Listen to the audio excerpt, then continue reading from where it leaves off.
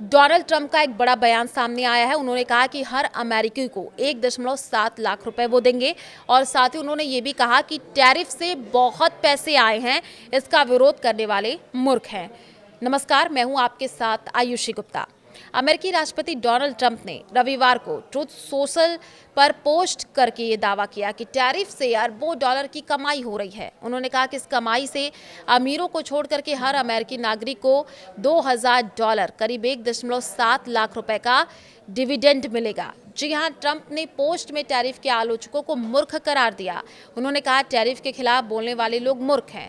हमारी सरकार ने अमेरिका को दुनिया का सबसे अमीर और सम्मानित देश बना दिया है, जहां महंगाई न के बराबर है और शेयर बाजार रिकॉर्ड स्तर पर है।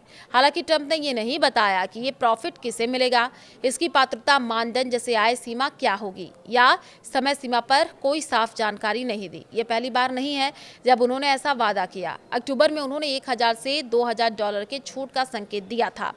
तो टैरिफ से हो रहे प्रॉफिट के अलावा ट्रंप ने व्यापार मामलों में राष्ट्रपति के पावर की सीमाओं पर सवाल उठाते हुए गुस्सा जताया है। उन्होंने कहा, अमेरिका के राष्ट्रपति के पास किसी विदेशी देश के साथ सभी व्यापार को रोकने की अनुमति है, दूसरे देश को लाइसेंस देने की अनुमति है, लेकिन राष्ट्रीय सुरक्षा के लिए टैरिफ लगाने की अनुमति नहीं है।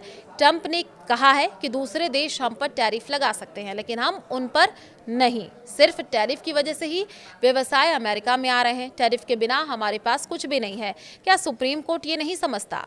ट्रंप का कहना था कि अप्रैल 2025 में घोषित टैरिफ 10% से 50% अमेरिकी अर्थव्यवस्था को मजबूत कर रहा है। व्हाइट हाउस ने तर्क दिया कि 1977 के international emergency economic powers act IEEPA के तहत राष्ट्रपति को व्यापार कंट्रोल करने की शक्ति है, जिसमें टैरिफ लगाना शामिल है।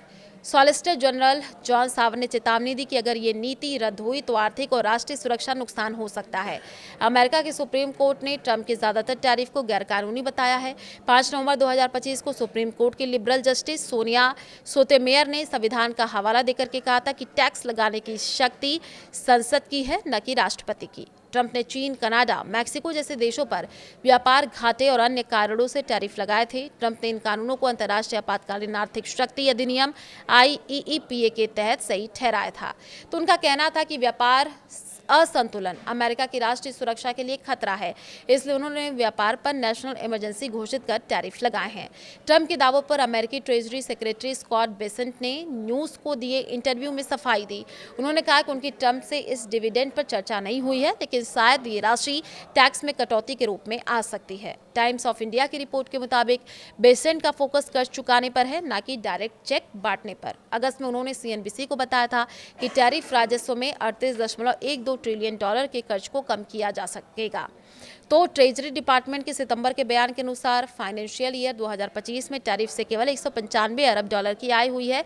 अगर $2000 प्रति व्यक्ति लगभग 25 करोड़ गैर अमीर अमेरिकियों को बांटे जाए तो लागत करीब 500 अरब डॉलर होगी, जो मौजूदा आय से कहीं ज्यादा है। कमेंट करके बताइएगा आप क्या सोचते हैं इस वीडियो के बारे में और ट्रंप के इस बयान के बारे में आपकी क्या राय है, कमेंट में जरूर लिखिएगा।